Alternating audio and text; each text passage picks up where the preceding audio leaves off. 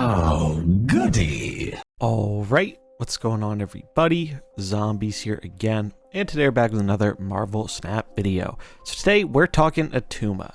Attuma got a huge rework slash buff in the most recent OTA, and I think most people are in agreement that it was by far the most exciting change from the patch. So there's been a lot of brewing around with him. I've tried out a bunch of stuff with him. I've seen others try out some really cool stuff. So I wanted to showcase some of the really sweet and strong Attuma decks that we've seen in the first day with the patch. The first deck we have here is a evolved take on the old Deathbird deck.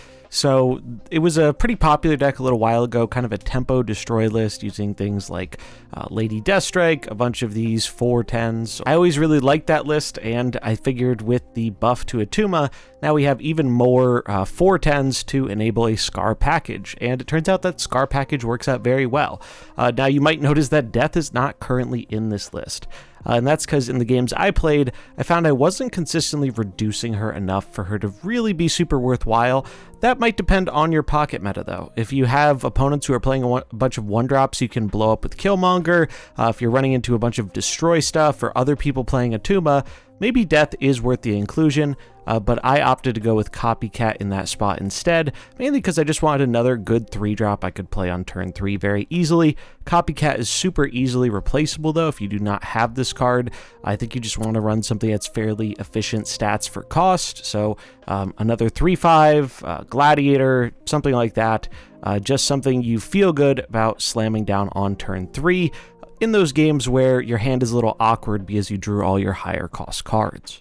In general, the game plan of this deck is you get out your smaller, cheaper cards earlier on with enablers like Squirrel Girl and Mysterio that help us get down some of our bigger, higher cost stuff like Mockingbird, Sasquatch, Cull Obsidian, that kind of stuff. So we get down these 4/10s, they reduce Skaar, they make him cheaper to play, and yeah, you just kind of spam the board with all these really big dudes. And that's kind of the nice thing about this deck is, yeah, you know, your 10 power things are weak to Shang-Chi, but you have so many of them you can kind of spread out among 3 lanes if you're worried about Shang. And also, for whatever reason, I feel like we're still seeing a bit less Shang right now. I think he is going to come back, but a lot of the Loki decks before the patch dropped Shang, and a lot of other decks did too, it seems. So you really don't have to worry about Shang too much for the very moment, but I do expect that to change. But yeah, the core of this deck is very strong. If you do want to lean more into the destroy stuff, you could cut Copycat for a death.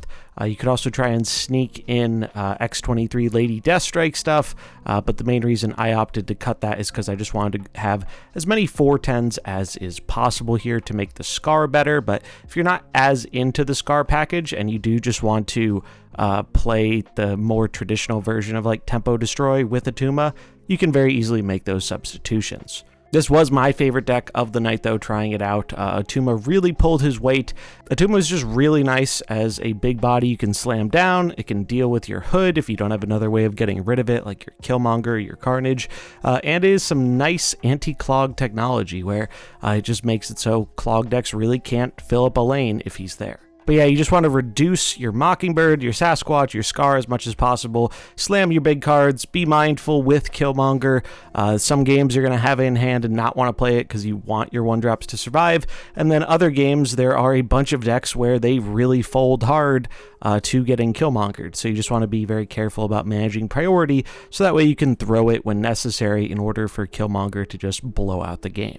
This one actually took me all the way to a Infinity Avatar in Conquest, so that was pretty cool. And if you like just slamming really big cards, this is probably a deck for you. If you're more of a combo enjoyer, I was actually very pleasantly surprised by Attuma's inclusion in Phoenix Force. So this deck is not dramatically different. It still does the Phoenix Force stuff. You still blow up your torch or multiple man, you get the Phoenix Force, you spread it around, sometimes you Zola it. Pretty standard Phoenix Force stuff there. But what's nice about Attuma in this list is he makes the backup Nimrod plan so much better, because now you're not all in on getting Shuri into Nimrod. Before, your backup Nimrod plan wasn't the greatest if you didn't get your Shuri. It was just a bit limited on power.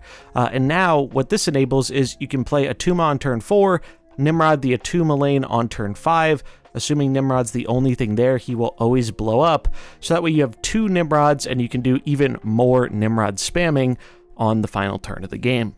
As someone who's always felt a little meh about the Nimrod backup plan in Phoenix Force, having a second 4-drop that really boosts that plan feels like it just makes this deck remarkably more consistent, and that's generally something you're really happy to see in a combo deck. Next up, we have another Skaar deck. However, this one is a little bit more swarm style, using things like Marvel Boy to buff up your squirrels, as well as your other 1-drops in Nico and Hydra Bob.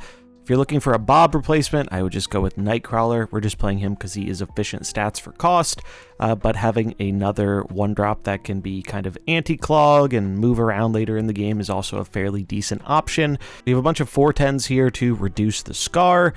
We have armor for a bit of protection and helps us out with the Attuma lane, where if we don't want Attuma blowing up stuff, then armor prevents that from happening, while also making us a bit less weak to Shang-Chi. Alioth is the one card I think might be something you want to consider subbing out in this deck. I do think it can be good, but in general, I do consider that to be the flex spot, as I think this deck does value being able to play multiple cards on the final turn of the game, and Alioth doesn't really let you do that. So I would consider trying out something like maybe a Crossbones in that spot, or just another piece of tech like Shadow King or Shang-Chi or something. This one comes from a high ladder player named Batman, and he called this one fittingly Thanos 2024 because in a lot of ways it feels a little reminiscent of the old Thanos decks where you spam out a bunch of small things and then you play a bunch of big 10 plus power cards to get those points down on the board. And then last but not least, we have a much more destroy-centric list. Now, I'll lead off by saying destroy has never been my expert archetype, and I think of all the decks, this is probably the one with the most room for improvement and refinement by some dedicated destroy players. I've tried out a few different versions of this. I've seen other people try out similar things too, and I think there is something here. But it's going to take more games to really refine the perfect 12. But this is a good jumping off point, just doing a lot of the general destroy stuff. We have magic for an extra turn, so we can get down Destroyer into null shenanigans. The one card that I've been kind of going back and forth on has been X23. I tried out Electro in this list too, and I've been swapping off between those two cards. Electro, like the extra energy consistently, is really, really good, but sometimes being limited to one card a turn until you destroy it is a lot less good. So going back and forth on that one, X23, you're not getting the energy all the time, but it does give you a thing that can be repeatedly destroyed for value, and does provide that excess energy when you do that. Other than that, we just have, all the destroy cards possible here. Attuma Nimrod stuff, that's how this deck is generating a ton of its power. It is possible to win just by doing some general destroy synergies without the Nimrod stuff, but I do think this deck leans very heavily on Nimrod. I didn't think the null would actually be that good, to be honest, but in practice, it was surprisingly large. You just have to be mindful of, sometimes you're going to get slow hands where you're not doing a lot of destroy stuff early. In those games, you probably have to get out, but that's not too different of an experience from a traditional destroy deck. Sometimes you just draw your heavy cost cards early and you don't get the ball rolling, and that's just one of the weaknesses of this archetype. Really like Grandmaster in this list, though, to rebuy some of your destroy effects. I found it adds quite a lot of consistency to this style of deck, which is something I greatly value.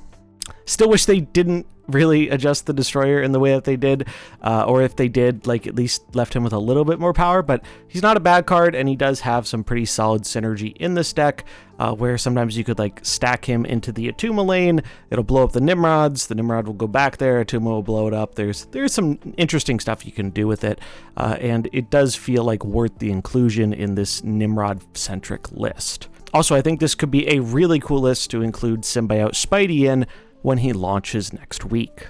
But yeah, blow up your destroy cards, get a bunch of Nimrods, make a big null, profit. Pretty simple stuff. But yeah, that's all the decks for our day one Nimrod cooks that I've found to be pretty fun and successful. As always, links will be in the description if you want to grab any of these decks to import into the game for yourself. Also, as a little bit of a heads up, I'm going to be going out of town for a week, but I did pre-record some stuff that'll be going up throughout the next week while I am away. So a little bit of a spotlight overview, some other interesting topics, and hopefully the next episode of the Snap History series featuring Zabu. And let me know in the comments how you've been liking the new Attuma. I think he has been really fun, and this has been my favorite redesign of a card they've done in a long time. So love to see them breathing some new life into a card that previously didn't have any. That's going to wrap it up for this one, though. I hope you enjoyed it. If you did, remember to like and subscribe, and I'll catch you in the next one. Peace.